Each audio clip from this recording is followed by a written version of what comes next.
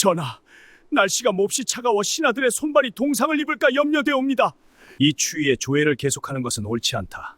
오늘의 조참은 그만두도록 하라. 지글지글 끓는 온돌이 있었을 법한 궁궐에서 신하들이 손발이 얼어터질까봐 걱정해서 회의를 취소한다니요. 우리가 상상했던 궁궐의 이미지는 따스한 온돌 위에서 임금과 신하가 마주 앉아 나라를 논하던 그 장면입니다. 조선 궁궐은 대체 어떻게 난방을 했길래 한겨울에 신하들이 동상에 걸릴 정도였을까요? 조선의 난방 기술이 형편없어서 신하들이 떨었던 걸까요? 아닙니다. 오히려 정반대였습니다. 궁궐 온돌은 민가의 온돌과는 차원이 다른 하이테크 시스템이었습니다. 최신 연구에 따르면 궁궐에는 민가에는 없는 프리미엄 설계가 숨어 있었습니다. 첫째, 오직 난방에만 올인한 엔진 함실 아궁이입니다. 민가에서는 밥 짓는 부뚜막 아궁이를 썼습니다. 하지만 궁궐은 아예 시스템을 분리했습니다. 핵심은 깊이였습니다. 불을 피우는 곳이 건물 밖이 아니라 건물 기단 안쪽으로 깊숙하게 들어가 있었습니다. 덕분에 열기가 밖으로 새지 않고 오롯이 방바닥으로 빨려 들어가는 고효율 난방이 가능했습니다. 둘째, 열을 꽉 잡아두는 배터리, 하강암 구들입니다. 민가의 온돌은 주변에서 주워온 얇은 돌을 대충 맞춰 썼습니다. 금방 뜨거워지는 만큼 불을 끄면 금방 식어버리는 양은 냄비 같았습니다. 하지만 궁궐은 무쇠솥을 선택했습니다. 장인들이 최고급 화강암을 자로 잰 듯 두껍고 일정하게 깎아서 바닥을 깔았습니다. 덕분에 새벽녘까지 방 전체에 은은하고 고른 온기가 유지되는 명품 난방을 구현했습니다. 그런데 이 완벽한 기술로도 막을 수 없었던 치명적인 문제가 하나 있었습니다. 범인은 기술이 아니라 공간 그 자체였습니다. 기술적으로 방바닥은 분명 따뜻했습니다. 하지만 궁궐의 방은 천장이 너무 높고 넓었습니다. 20평이 넘는 거대한 공간에 윗공기까지 훈훈하게 데우기엔 바닥의 온기만으로는 역부족이었던 겁니다. 바닥은 따뜻한데 코끝은 시린 그 묘한 추위. 그래서 왕실은 바닥의 온기에 더해 공기를 데울 화로를 들이고 외풍을 막을 휘장을 겹겹이 쳐야만 했던 겁니다. 궁궐을 공간별로 나누어 보면 권력과 기능에 따른 따뜻함의 지도가 그려집니다. 가장 따뜻한 곳은 임금과 왕비의 침전이었습니다. 경복궁의 경우 공식 집무실인 사정전 양옆에 있는 천추전, 만춘전에는 정교한 온돌이 깔려 있었습니다. 그래서 한겨울이 되면 왕은 썰렁한 마룻반인 사정전을 비워두고 따뜻한 온돌이 있는 천추전으로 집무실 이사를 가서 정무를 보기도 했습니다. 문제는 나머지 공간이었습니다. 국가 공식 행사가 열리는 웅장한 정전, 근정전, 인정전은 차가운 전돌 벽돌 바닥이었고 평소 업무를 보는 메인 편전 사정전은 서늘한 마룻바닥이었습니다. 재질은 달랐지만 온돌이 없기는 매 한 가지였습니다. 겨울이면 발이 시려 동동거려야 했죠.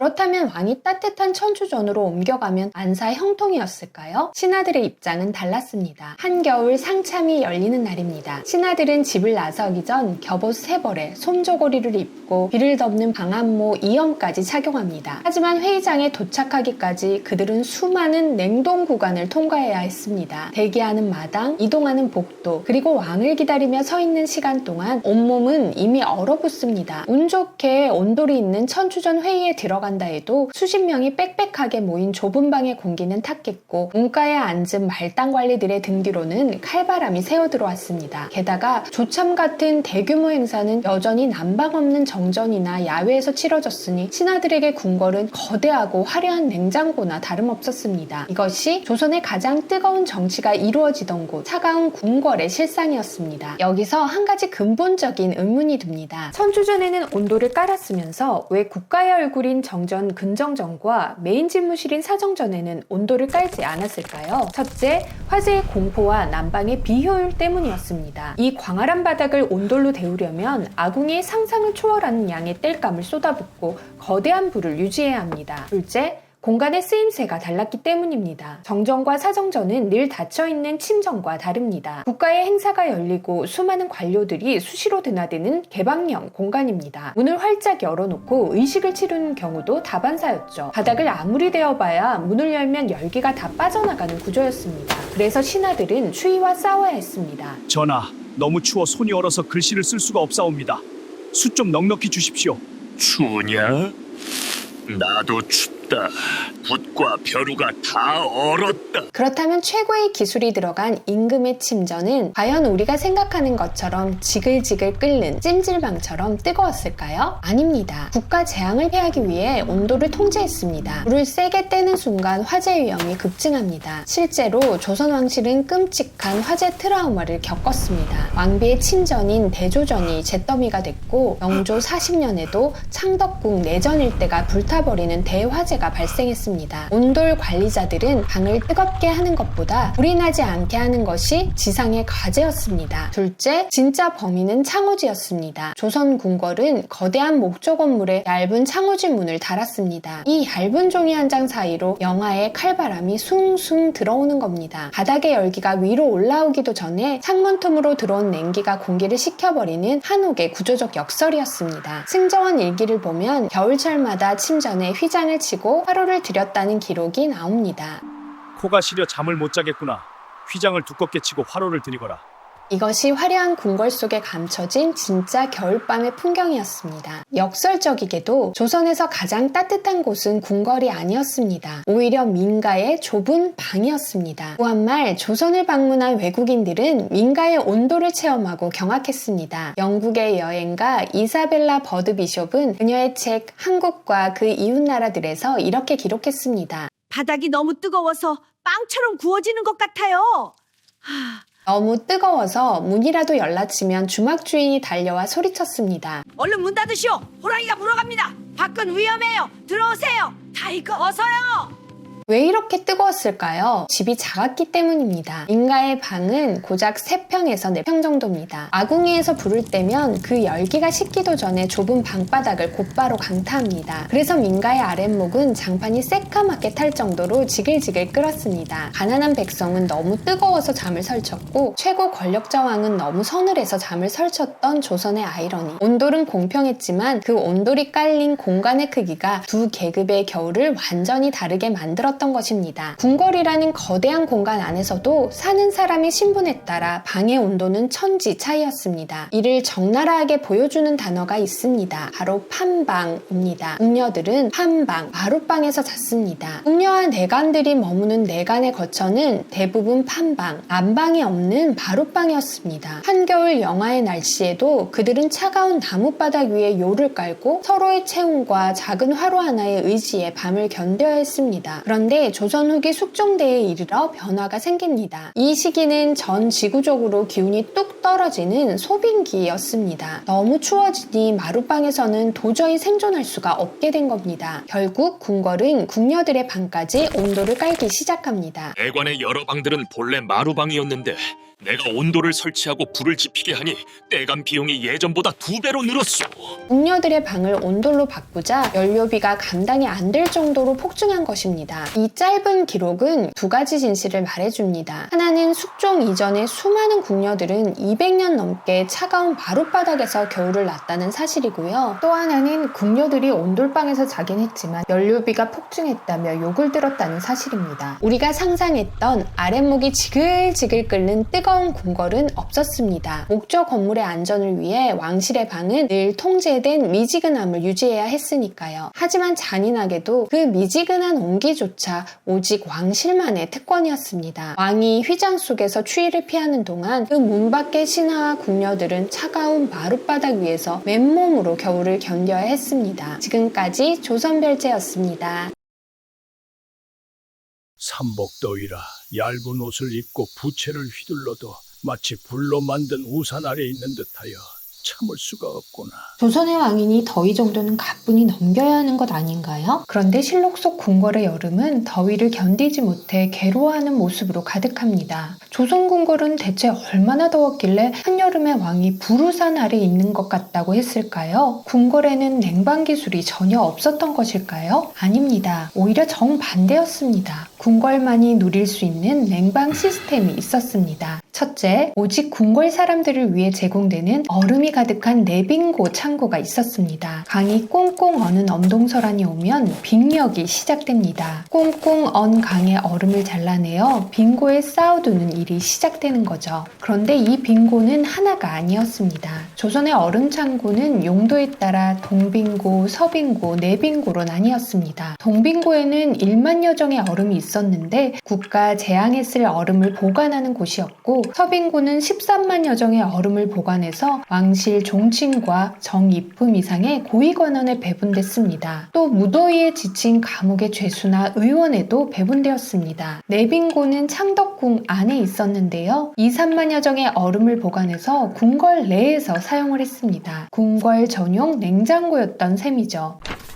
빈고의 얼음은 어떻게 더운 여름에도 녹지 않았을까요? 빈고는 지하 깊숙한 곳에 만든 창고였는데요. 아치형 천장 위는 잔디로 덮어 열기를 막고 환기구로 더운 공기는 내보냈습니다. 얼음은 직과 완교로 단단히 감쌌죠. 충남대 연구 결과에 따르면 6개월 뒤 얼음 손실률이 고작 0.4%에 불과했다고 합니다. 이런 과학적인 설계 덕분에 여름이 와도 식재료가 상하지 않게 보관할 대형 냉장고가 궁궐 안에 존재했던 것입니다. 내빈고 덕분에 여름에는 조선판 에너지 드링크를 제조해 얼음을 넣어 시원하게 마셨습니다. 이 음료의 이름을 제호탕이라고 불렀는데 꿀과 한약재를 섞어 끓인 뒤에 얼음을 넣어서 차갑게 만들어 먹는 음료였습니다. 날이 매우 더워 종묘 제사를 지내는 제관들이 고생이 많을 것이다.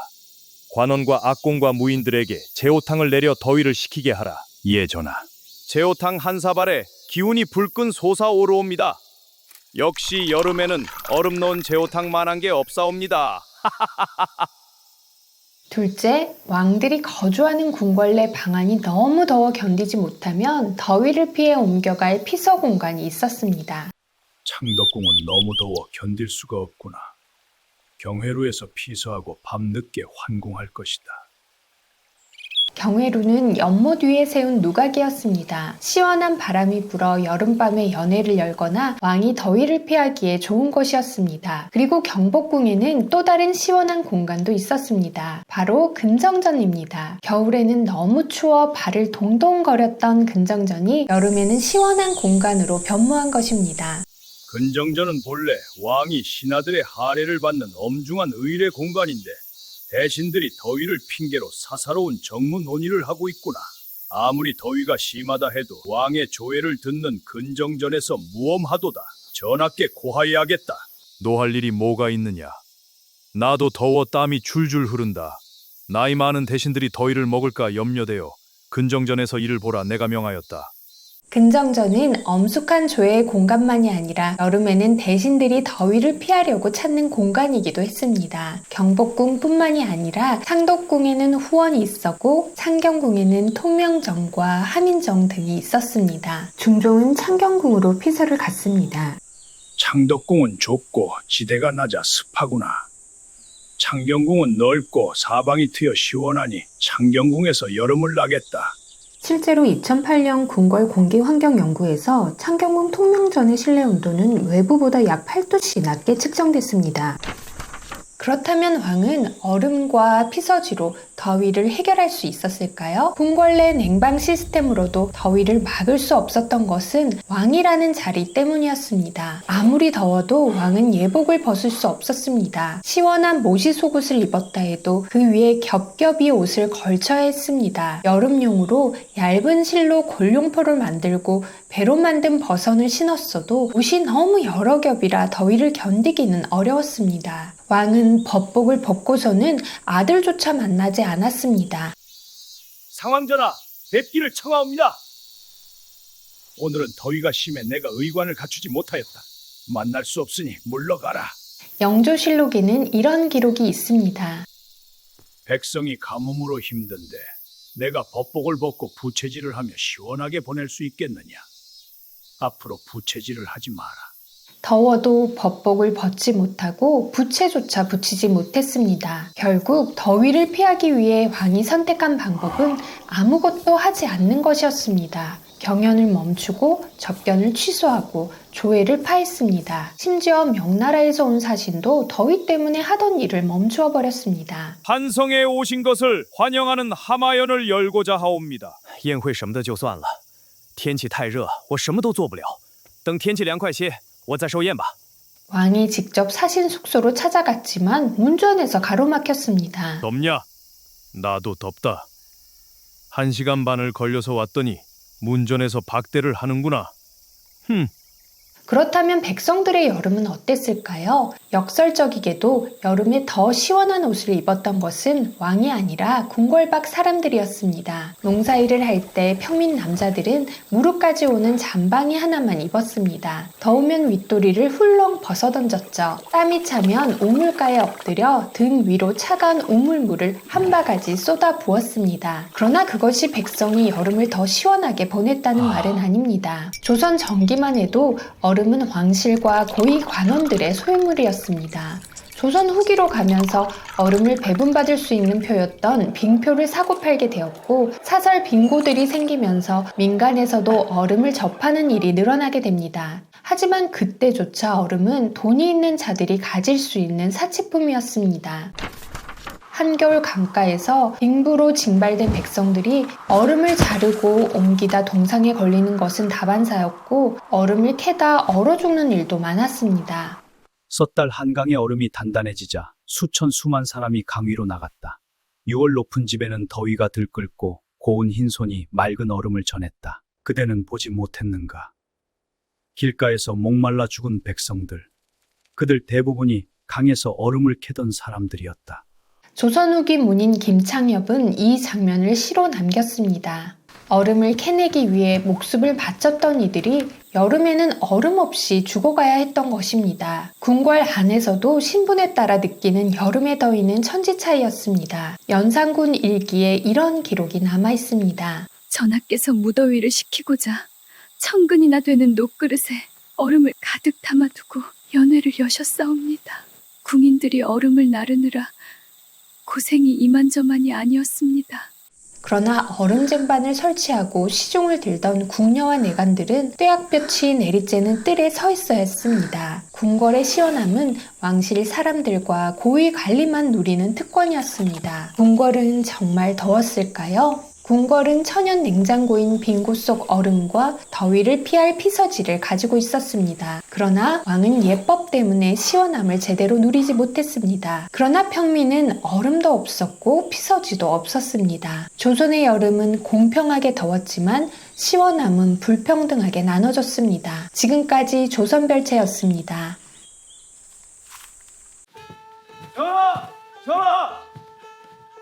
전하! 어디 계시옵니까? 꽁꽁 숨었으니 이번에는 못 찾을 것이야. 광해군은 가끔 아무 말 없이 궁궐 어딘가로 사라져 버렸습니다. 그리고는 신하들에게 자신을 찾아보라고 일렀죠. 광해군과 신하는 이렇게 재미도 없는 숨바꼭질을 계속해야만 했습니다. 신하가 자신을 찾지 못하도록 꽁꽁 숨은 날은 안심했고 신하가 자신을 쉽게 찾아버리면 화를 냈습니다. 광해군은 왜 이리도 깊이 숨어 지내고 싶어 했던 것일까요? 궁궐의 보안이 엉망이어서 그랬던 것일까요?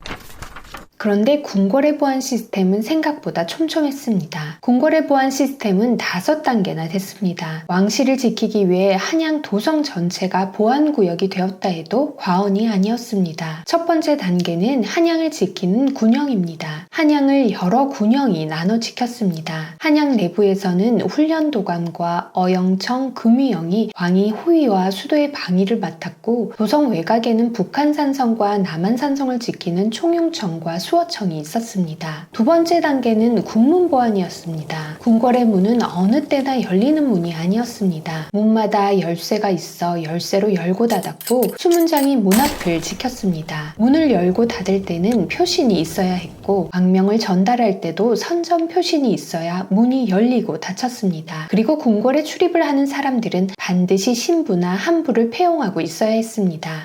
수문장은 문을 여시오. 전하께서 궁 밖에 사는 불쌍한 아이에게 먹을 것을 가져다 주라 하셨소. 표신이 없이는 열어줄 수 없소. 전하의 명이요. 그리고 내 의복을 보고도 모르겠소. 나는 별감이요. 어서 문을 여시오. 별감 하레비가 와도 표신이 없이는 절대 문을 열어줄 수 없소. 아무리 왕의 명이 있다고 말을 한다 해도 의관을 갖춰 입은 신하라 해도 표신 없이는 궁문을 출입할 수 없었습니다. 세 번째 단계는 궁궐 내부 경비입니다. 경비병들은 정해진 초소에서 경비를 섰습니다. 또한 궁궐 안팎을 돌며 순찰하는 병력도 있었습니다. 경비를 지휘하는 부서도 두 개로 나누어 관리를 했습니다. 한 부서가 반란에 가담하더라도 다른 부서가 왕을 지킬 수 있게 하기 위해서였습니다. 네 번째 단계는 근접 경호입니다. 금군이 왕의 곁을 지켰습니다. 왕과 왕비의 침전 주변에는 선정관과 취라치가 밤낮으로 경계하며 경호를 했습니다. 긴급 상황이다. 나팔을 불어라.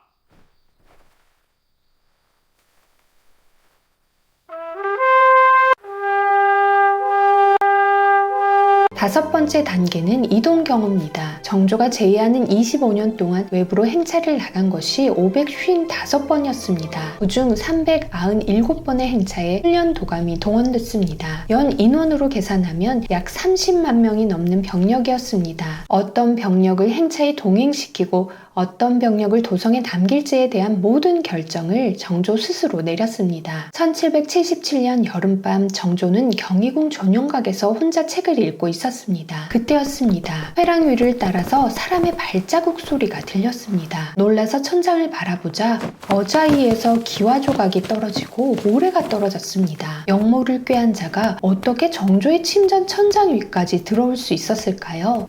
궁궐 내부의 조력자를 이용했습니다. 궁궐 안의 별감과 궁인이 궁궐 내부 구조를 알려주었고 도망갈 길도 마련해준 것입니다. 정조는 이 사건을 계기로 왕실 보안 시스템을 더욱 강화합니다. 왕을 지키는 자들을 훈련시키지 않으면 보안은 한순간에 무너지는 것임을 알게 되었기 때문입니다. 그래서 수기소를 만들었습니다. 궁궐 안팎과 도성 전체 경비를 하나로 묶어 통솔하는 기구였습니다. 장용령도 만들었습니다. 왕의 신변을 지키는 별도의 친위 부대였죠. 그리고 정조는 군사들의 충성을 얻는데 온 힘을 기울였습니다. 왕실의 보안은 이렇게 5에서 6단계의 철저한 시스템으로 이루어졌습니다. 왜 이렇게 촘촘한 보안 시스템을 만들어야만 했을까요? 그 이유는 바로 건물에 있습니다. 조선이 건국되고 태조 4년 경복궁이 완공됐습니다. 경복궁은 주례가 말하는 궁궐 질서에 따라 만든 궁이었습니다. 자금성도 이 원리를 따라 지었지만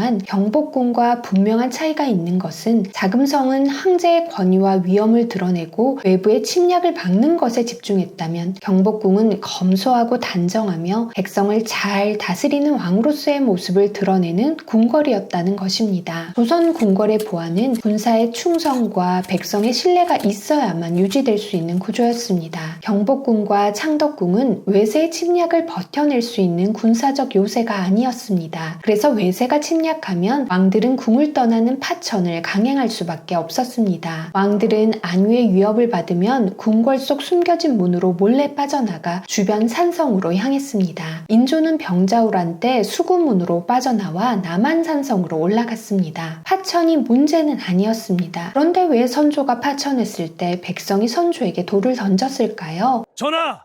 지금 밀려오는 적들을 도저히 막아낼 수가 없습니다. 저에게 남은 일은 목숨을 바쳐 싸우는 일뿐입니다. 왜군이 도성까지 치고 올라오고 있다. 한양을 떠나 파천을 가야겠다. 전하, 도성을 굳게 지켜주시옵소서. 지금 전하께서 나가시면 백성들이 분노할 것이옵니다. 전하의 가마를 맨 인부도 가마를 버릴 것이옵니다. 무슨 소리야? 그리고 4월 30일 새벽 2시 백성을 위한 대책에 몰두해야 할 그때에 선조는 몰래 궁을 빠져나갔습니다. 호위 군사들은 뿔뿔이 흩어져 버렸습니다. 궁궐문도 잠겨있지 않았습니다. 선조의 일행이 개성에 도착했을 때 왕실 가족들을 향해 돌이 날라왔습니다. 분노한 백성들은 왕을 향해 돌을 던지며 소리쳤죠. 왕이 백성을 지키지 않고 자기만 살겠다고 도망을 가다니. 왕실 목숨만 귀하고 백성의 목숨은 하찮느냐? 백성이 조선을 포기한 것이 아니었습니다. 백성은 임진왜란이 터지자 스스로 의병이 돼서 목숨을 걸고 고을을 지키기 위해 싸웠습니다. 그때 선조는 백성을 버리고 자신의 안위를 지키기 위해 도망을 간 것입니다. 백성의 신뢰를 잃은 왕에게, 군사의 충성을 잃은 왕에게 백성은 돌을 던졌습니다. 백성이 왕을 신뢰하지 않으면 궁궐 보안은 아무 의미가 없어지는 것입니다. 궁궐의 보안은 결국 백성의 신뢰와 군사의 충성으로 유지되는 것이기 때문입니다. 무서워. 귀신이 너무 무섭다. 총으로 쫓아나오.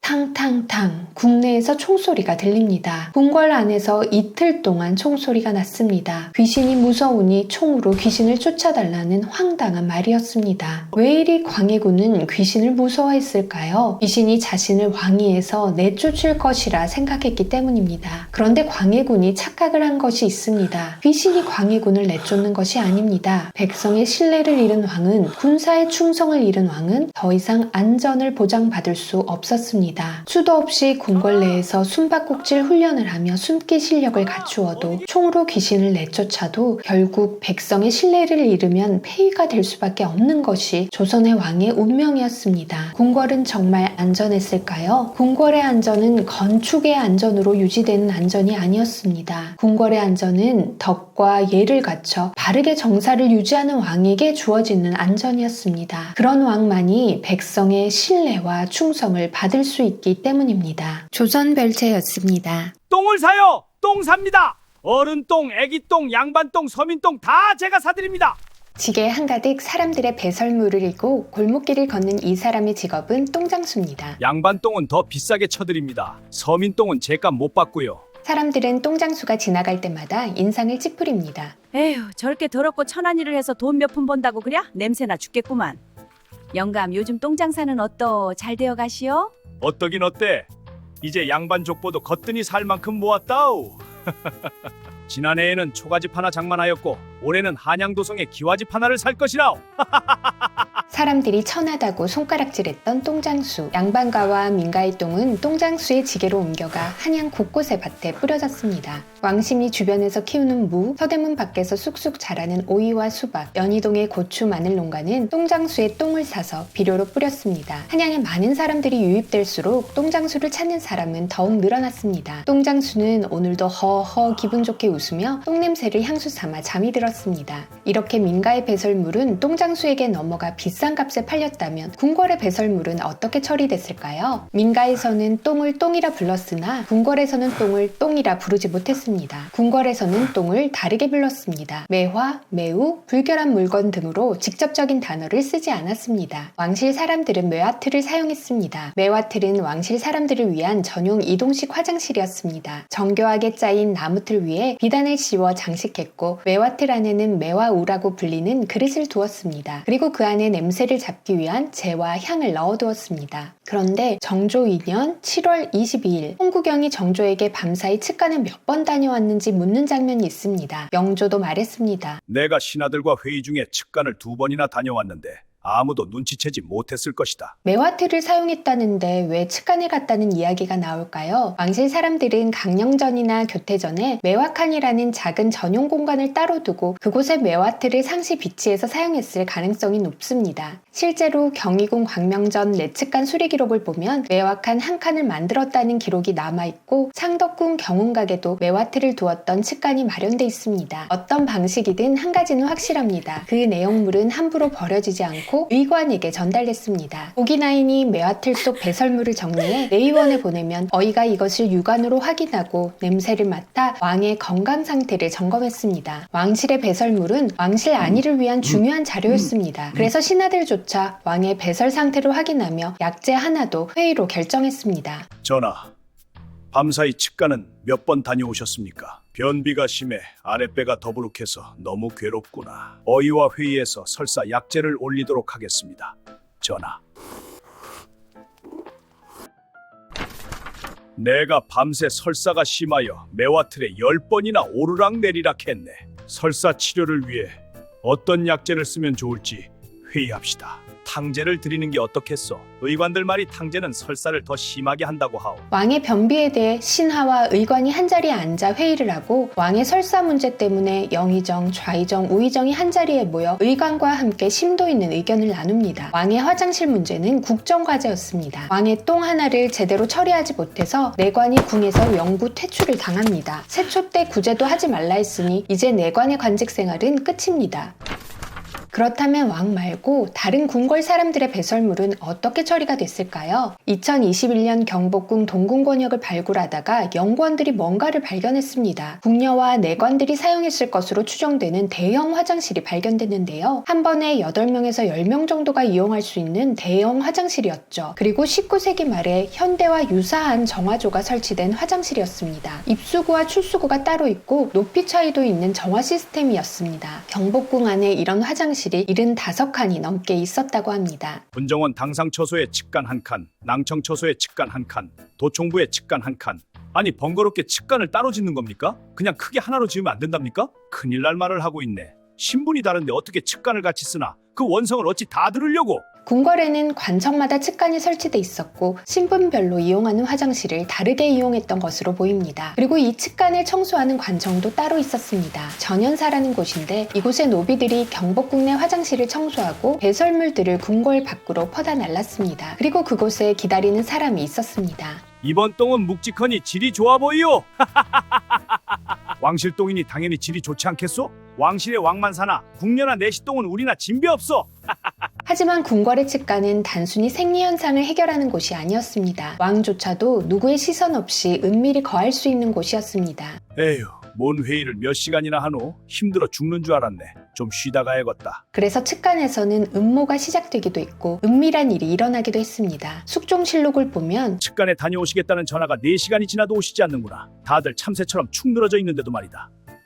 신하의 한탄이 기록돼 있습니다. 왕조차도 신하들 없이 쉬고 싶었던 그곳이 측간이었습니다. 이상하군. 아버지가 위중하시다 해서 왔더니 궁궐에 불이 다 꺼져 있네. 무슨 일일까? 왜 수행원들을 들이지 못하게 하는 것일까? 나 배가 아파 측간에 좀 다녀오겠소. 하는 수 없는 형세가 되었다.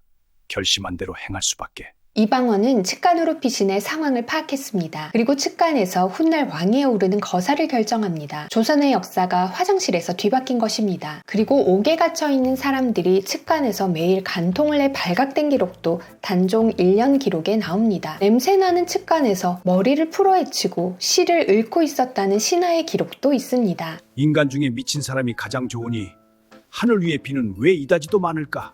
요즘 네 주인 너무 이상하지 않으냐? 이상하긴 이상해요. 영모를 모의하는 것은 아닐까? 영모를 모의하는 것은 아닐까?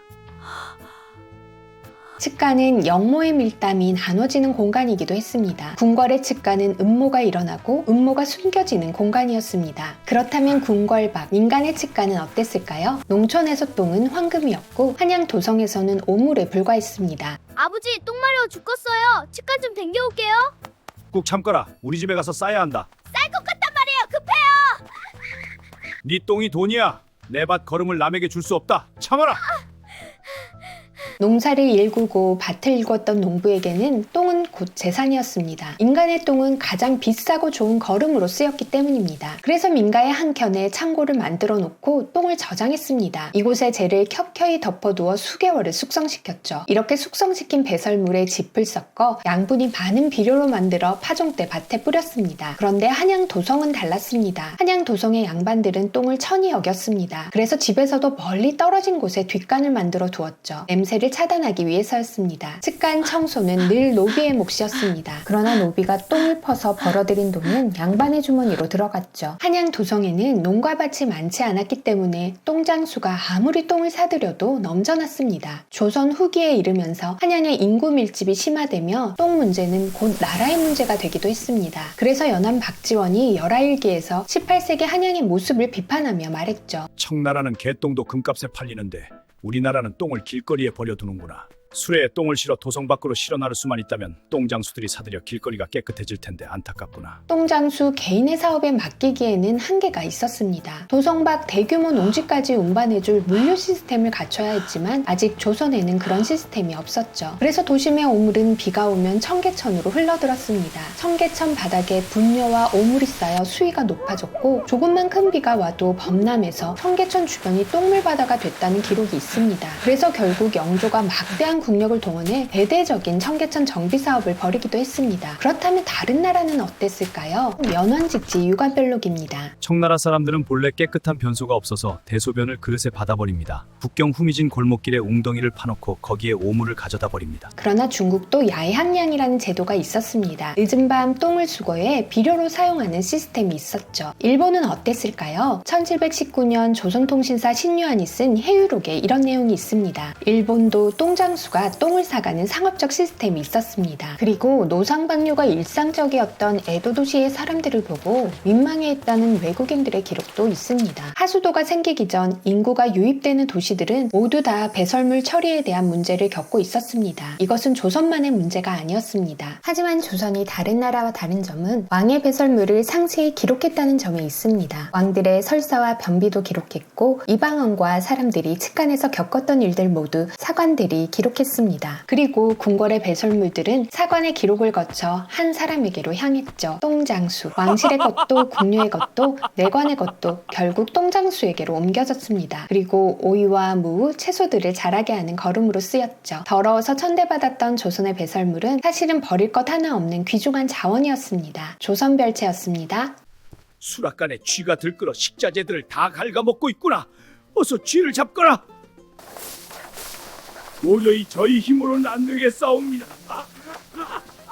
국내에 있는 고양이를 잡아오겠습니다. 반가물은 수락관이 쥐들로 난립니다요. 고양이 좀 잠시 빌려주십시오. 이 고양이는 전하의 고양이다. 각별히 주의해 돌보아야 할 것이다. 고양아, 수락관에 있는 쥐를 다 잡아먹어다오.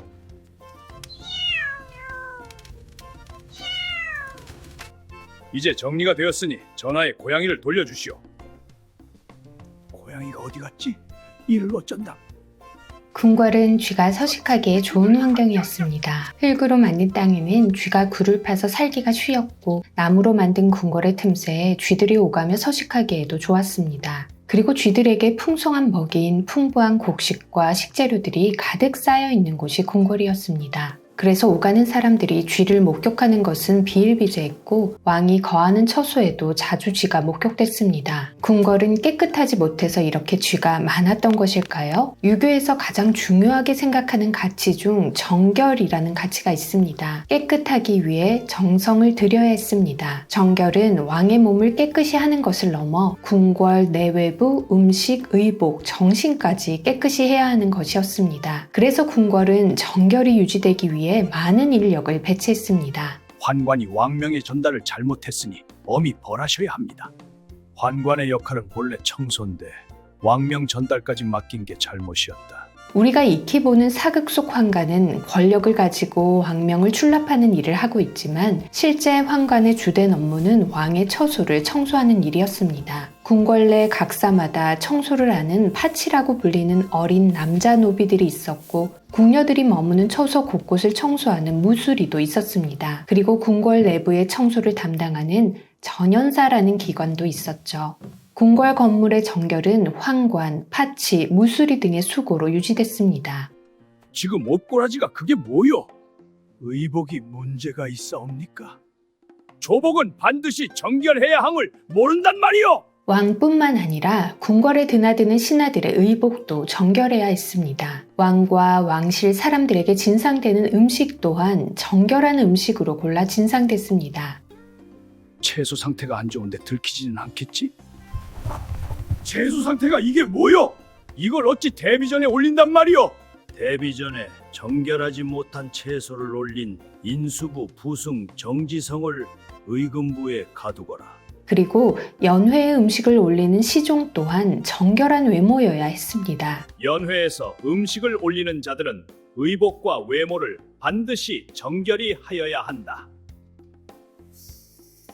그리고 가장 정결이 요구되는 자리는 바로 왕이었습니다. 왕은 몸의 정결을 위해 매일 세안을 여러 단계로 했습니다. 조두를 이용해 얼굴을 깨끗이 세안하고 부드러운 수긴으로 얼굴을 닦았습니다. 얼굴을 씻는 대야, 손을 씻는 대야, 발을 씻는 대야가 구분돼 있었고 뒷물도 준비가 돼 있었습니다. 그리고 매일 머리도 정결하게 정돈했고 의복도 정결히 유지했습니다. 왕의 의복은 천연으로 염색돼 있었기 때문에 세탁을 할 때도 매우 세밀한 주의가 필요했습니다. 전하가 입으시는 골룡포는 신국물인 오미자즙에 담궈두면 색이 선명히 살아납니다. 그리고 왕은 향릉을 방에 두고 의복에도 지니고 다니며 왕실 특유의 기품 있는 향기를 내뿜었습니다. 그렇다면 왕은 얼마나 자주 목욕을 했을까요? 매해 종묘와 사직, 영령전 제사만 14회였고 여기에 기우제나 여제까지 참여하게 되면 연 20회가 넘는 제사를 왕이 직접 참여해야 했습니다. 이때 왕이 반드시 준비해야 할 것은 목욕제게 하여 정결함을 유지하는 것이었습니다. 그리고 왕은 치료나 쉴 목적으로 온천행을 갈 때가 있었습니다. 이때 전신 탕 목욕을 했습니다. 재위기간 온천에 간 왕은 10명 정도고 한 번 머무를 때 20일 정도를 머물렀습니다. 궁궐은 왜 이렇게 정결하기 위해 애썼을까요?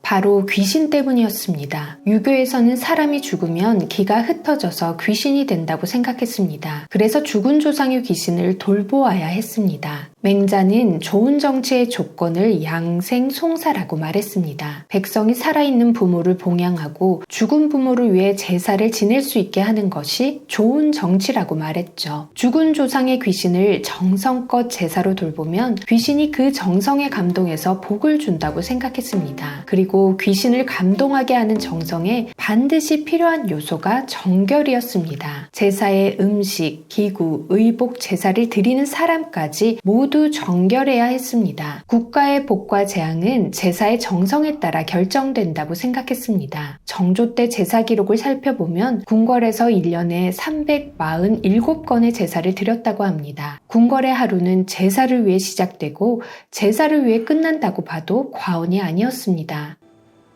억울하옵니다. 제 원한을 풀어주십시오. 그러다 나라에 재앙이 생기면 왕은 조상신이 아니라 원혼을 달래기 위해 제사를 했습니다. 죽어서 돌아갈 데가 없는 귀신을 여라고 불렀는데 사람이 비명 행사하면 그 기가 흩어지지 않아 요와 괴가 된다고 생각했습니다. 제사를 드리지 못한 귀신이 구천에 떠돌면 재앙을 불러온다고 생각했죠. 전하, 제 억울함이 풀리면 역병도 사라질 것이옵니다. 알겠다. 이번에 더욱 정성껏 제사를 지내겠다. 그래서 국가 차원에서 원혼을 달래는 여제를 행했습니다. 귀신을 달래는 여제, 과연 효과가 있었을까요? 전하, 어찌 역병이 귀신 때문이겠습니까? 세종께서도 학질에 걸리셨고 수양대군도 학질에 걸려 고생하지 않으셨습니까? 평원대군도 두창으로 승하하셨지요.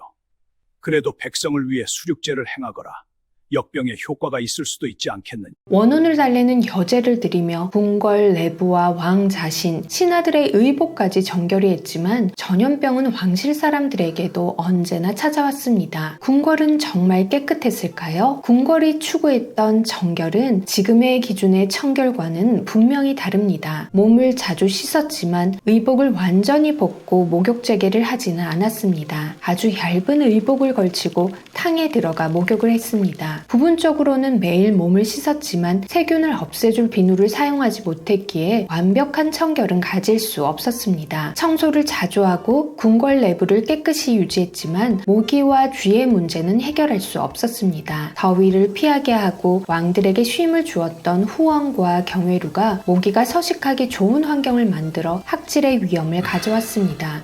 저녁이면 모기장 안으로 들어오고 낮이면 숲속으로 숨어든다. 아무도 너를 부르지 않았는데 날카로운 주둥이로 침상과 베개를 침노하는구나. 쥐도 마찬가지였습니다. 쥐는 온역과 괴질의 원인이기도 했습니다. 그리고 왕은 정결히 자신의 몸을 닦았지만 궁녀와 환관의 탕목욕은 극히 제한되어 있었습니다. 단오나 유둔날 명절이 되어서야 전신을 제대로 씻을 수 있었습니다. 2021년 경복궁 동궁 권역에서 발견된 궁궐 내 공중 화장실에서는 토양 1g 년당 기생충 1만 8천 건이 검출되었습니다. 왕의 몸은 정결했지만 왕을 정결하게 하기 위해 노력했던 궁녀와 환관은 정결과는 거리가 멀었습니다. 조선별체였습니다. 머리카락이 갑자기 잘렸어. 이게 무슨 일이지?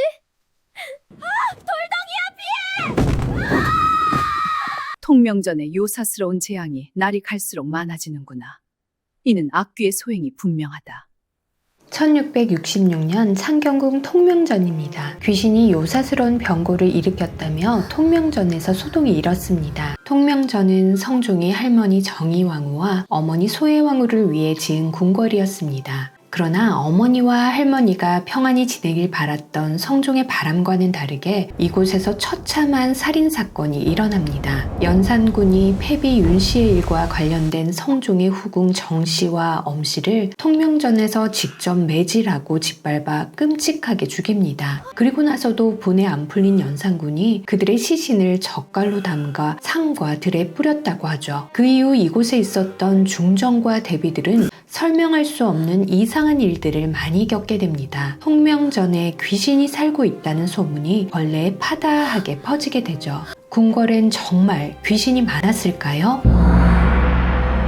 1400년 12월 22일 태종이 머물고 있던 수창궁에 큰 불이 났습니다. 불은 금세 걷잡을 수 없이 커졌고 궁궐에서 생긴 화재로 인해 태종은 근심에 휩싸였습니다. 태종은 재앙의 원인에 대해 깊이 고민하며 신하들과 의논합니다. 그때 신하 권근이 왕에게 여제를 행할 것을 권합니다.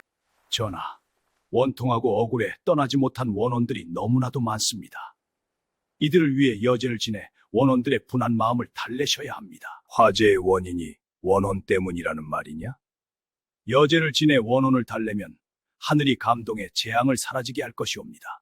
조선시대에는 궁궐에 두 종류의 귀신이 있다고 생각했습니다. 국가와 사직의 안녕을 지켜주는 귀신과 재앙을 일으키는 귀신이 있었습니다. 재앙을 일으키는 귀신은 원혼이라고 생각했습니다. 그래서 원혼을 가지고 죽은 사람들을 정리하고 이들을 달래는 여제를 지내도록 권한 것입니다. 억울하게 죽어 화를 입힐 만한 사유들을 정리해보니 궁궐 안에 원혼이 될 만한 사람이 너무 많았습니다. 이는 궁궐이 반드시 해결해야 할 문제였습니다. 태종 이전의 왕실은 종묘와 사직에게만 제사를 지냈습니다. 그러나 수창궁 화재라는 큰 재앙을 겪은 이후에 원혼을 달래기 위한 제사를 국가 제사로 마련합니다. 그러나 여제로도 재앙을 다스리기는 어려웠습니다. 태종은 부엉이를 매우 두려워했습니다. 부엉이는 원혼을 상징하는 흉조로 여겨지던 새였습니다. 태종은 부엉이가 찾아올 때마다 자신이 죽였던 형제들의 어머니였던 신덕왕후의 원혼이 찾아오는 것이라 생각했습니다. 그래서 부엉이가 찾아오면 왕실에 재앙이 생길 것이라 여겼습니다. 태종 6년 8월 경복궁에서 5차례나 넘게 부엉이가 울자 태종은 변고라고 생각해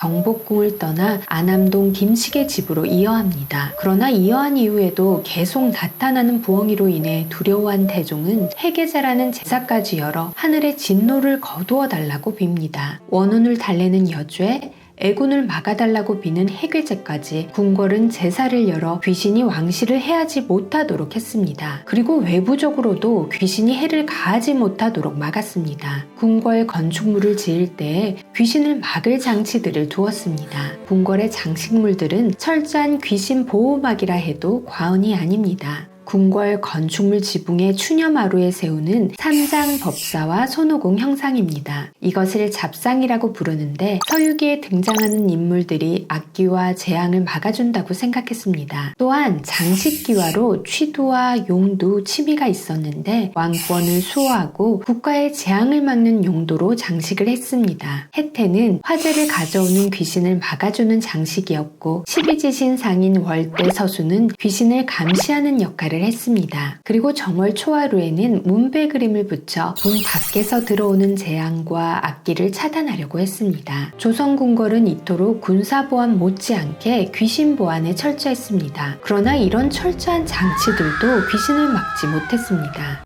점쟁이가 올해 가을에 애군이 있어 경복궁에서 피하라고 하더구나. 그런데 창덕궁에 귀매가 있다고 하니 어떡하면 좋겠느냐. 전하, 창덕궁을 오래 비워두어 귀매가 생기고 말았사옵니다. 거처하시기 어렵사옵니다. 귀신은 왕의 거처를 옮기게 하는 주된 이유가 됐습니다. 여기다! 여기야!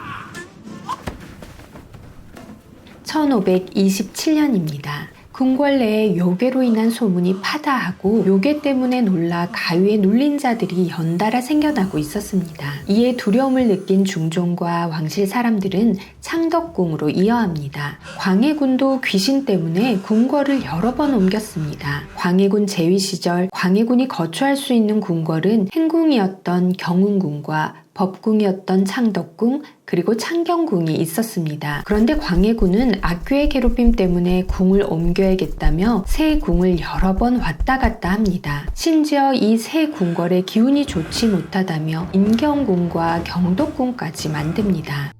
내가 벌써 궁을 지킨 지가 여러 해요. 그런데 단 한 번도 악귀를 만난 적이 없어. 요괴스러운 변고라니 가당치도 않단 말이요. 그러게 말이요. 도대체 몇 번째 궁궐을 옮기는지 경운궁, 창덕궁, 창경궁을 이리 뒤집어 놓고 공사를 하다 또 새 궁궐을 짓는다니 말이 돼요? 광해군은 궁궐을 이어할 때마다 귀신의 술법을 행합니다. 여제를 드리고 귀신 보안이 철저한 장신무를 둔다 해도 광해군의 눈에 보이는 귀신을 어찌할 수는 없었습니다. 조선왕조실록 안에는 귀신이라는 단어가 2137개, 귀매는 298개, 원혼이라는 단어는 166개가 등장합니다. 그리고 궁궐한 사람들은 귀신의 존재를 믿었습니다. 실록 기록만 살펴본다면 궁궐에는 분명 귀신이 많았습니다. 부엉이가 울 때마다 두려워했던 대종, 요괴가 나타나서 궁을 옮겼던 중종, 악귀 때문에 두려워 떨며 여러 번 궁을 옮기고 새 궁궐을 지었던 광해군 은 모두 원혼을 두려워했습니다. 태종은 왕자의 난으로 형제를 죽였고 중종은 반정을 일으켜 많은 사람들이 목숨을 잃었으며 광해군 또한 왕위에 오르기 위해 형제를 죽였습니다. 왕이 무서워 벌벌 떨었던 원혼은 왕 곁에 두려움이라는 이름으로 남아 왕을 계속 괴롭혔습니다. 자신 곁에 원혼이 많을 거라 생각했던 왕들은 죽을 때까지도 그 두려움이라는 감옥에서 벗어나지 못했습니다. 어쩌면 궁궐은 정말 귀신이 많아서 두려웠던 것이 아니라 억울하게 죽임을 당한 사람들이 생겨나는 곳이라 두려운 곳이 아니었을까요? 조선별제였습니다. 거란의 모든 정각이 화염에 휩싸였습니다. 어서 마마를 모시고 피해야 합니다. 이를 어찌하면 좋단 말이냐? 1553년 경복궁에 큰 불이 났습니다. 깊은 밤 붉은 불길이 하늘까지 태워버릴 것 같았습니다. 온갖 애를 썼지만 경복궁의 불길은 잡히지가 않았습니다. 왕의 친전이었던 강릉전과 신하들과 함께 나란 일을 의논했던 편전이었던 사정전, 그리고 물시계를 두었던 흥경각까지 경복궁의 주요 건물이 모두 새까맣게 타버린 것입니다. 궁궐이 모두 불타서 조상들의 혼령을 놀라게 하였으니 내 마음이 너무나 아프고 슬프다. 하루아침에 궁궐이 불타 잿더미가 된 이유는 바로 목조 건물이었기 때문이었습니다. 목조 건물은 화재에 매우 취약했습니다. 그런데 왜 궁궐은 나무로 지었을까요? 우리나라 강토의 3분지이가 산지라 육송이 풍부하오. 가장 구하기 쉬운 재료로 궁궐을 지은 것이오. 구하기 쉽긴 뭐가 쉽소. 궁궐의 건축에 쓰이는 질 좋은 금강송은 강원도와 경북 북부 지역에 있어 이동까지 수개월이 걸렸소. 나라에서 금산 정책을 시행해 소나무가 있는 산은 올라가지도 못했고 또 몰래 베면 엄벌에 처하기도 했소. 허나 계속되는 궁궐 화재로 인해 금강송이 부족할 때가 많았단 말이오. 그렇다면 궁궐을 돌로 지으면 되는 거 아닌가요? 이미 궁궐 건축에 화강암이 많이 사용되고 있어. 건물의 기초가 되는 초석과 기단에도 사용되고 박석과 계단에도 사용되고 있어. 궁궐 전체를 석조로 짓는다면 화강암 가공에 막대한 노동력과 비용이 소요된다오. 국가 예산으로 감당이 안 돼요. 궁궐을 석조 건물로 짓지 못하는 이유가 기술이 없어서는 아닐까요? 별채아 씨, 어찌 그런 섭한 말씀을 하십니까? 역사적으로 우리 민족의 석조 기술은 매우 뛰어났습니다. 신라시대 다보탑 보시면 모르겠습니까? 제가 경회루 기둥에 용을 새겨 넣었단 말을 못 들어보셨습니까? 기술도 있고 재료도 있다면 단지 비용 때문에 목조로 궁궐을 건축한 것일까요? 궁궐의 법도는 검소하되 누추하지 않고 화려하되 사치스럽지 않음에 있다. 우리 목조 관물이 이 격식을 온전히 대변하느니라. 궁궐은 모름지기 자연과 하나가 되어야 하는 법. 자연에서 난 것은 결국 자연으로 돌아간다는 순환의 이치가 바로 궁궐에 깃들어 있느니라. 그렇다면 목조 건물에는 어떤 장점이 있나요? 천리의 순환 같은 건 무지렁이 목수가 어찌 알겠습니까? 허나 궁궐은 기둥과 보의 이음새만 잘 맞추면 석조보다 훨씬 신속하게 세우는 법입니다. 명종 전하 때도 어찌나 재촉하셨는지 그 큰 경복궁 중건을 마치는데 1년도 채 걸리지 않았습니다. 겨울에는 뜨끈한 온돌방에서 등을 지지고 여름에는 시원한 대청마루에서 바람을 쐬는 것이 내 유일한 즐거움이니라. 목조 건물은 바닥을 높이 돋우어 올릴 수 있어 온도를 설치하기에 아주 안성맞춤이라 들었다. 중전의 말이 옳소이다. 의례를 치를 때에도 목조 건물이 아주 효과적이오. 평상시엔 문을 닫아 여러 방으로 나누어 쓰다가 의례시 문을 다 열어 넓은 공간으로 활용할 수 있으니 말이오. 석조였다면 이리 유연하게 공간을 쓰지 못했을 것이오. 전하의 말씀이 참으로 옳사옵니다. 돌로 궁을 지었다면 창과 문을 크게 내지 못해 정각 내부가 매우 답답하고 척박하였을 것이옵니다. 허나 우리 목조 궁궐은 창호가 많아 철마다 온화한 볕이 가득 들어차니 거처하기에 참으로 좋사옵니다. 옥수들 눈에도 궁궐은 목조가 훨씬 이롭소이다. 목조는 가구식 구조라 상한 데만 따로 떼어내 갈아 끼우면 그만이니 부분적으로 해체하고 수리하기가 수월하오. 허나 석조는 밑바닥이 손상되면 전체를 처음부터 다시 지어야 하니 그것이 가장 큰 문제요. 그런데 석조 건물이 더 따뜻하지 않나요? 사람들이 잘못하는 게 있어. 석조가 따뜻할 것 같아도 단열 기능은 오히려 목조가 뛰어나오. 돌은 외부의 찬 기운을 그대로 통과시켜버리오. 다만 열을 머금는 성질은 돌이 뛰어나다오. 허나 돌벽을 따뜻하게 하기 위해 얼마나 많은 땔감이 필요할지는 예측이 안 돼요. 그렇다면 벽돌은 어떤가요? 벽돌은 돌과 나무의 약점을 보완하는 요긴한 자재였소. 수원화성을 지을 당시에 69만 장의 벽돌이 쓰이기도 했소. 궁궐 담장과 화방벽을 벽돌로 짓기도 했소. 허나 궁궐 전체를 벽돌로 짓기에는 구워낼 가마가 부족해 시도하기가 어려웠다오. 흔히들 경복궁이 인간이 만든 위대한 질서라면 창덕궁은 자연이 허락한 가장 아름다운 사치라고 말하더군. 나도 같은 생각이네. 서양의 궁궐은 왕권의 영속성을 드러낸다면 우리 궁궐에는 자연의 질서가 담겨 있다네. 화재에 취약한 목조 건물이었는데도 조선 왕조 500여 년 동안 조선의 궁궐로 굳건히 설 수 있었던 이유는 나무로 만든 궁궐이 조선에 가장 잘 어울리는 궁궐이어서가 아니었을까요? 조선별제였습니다.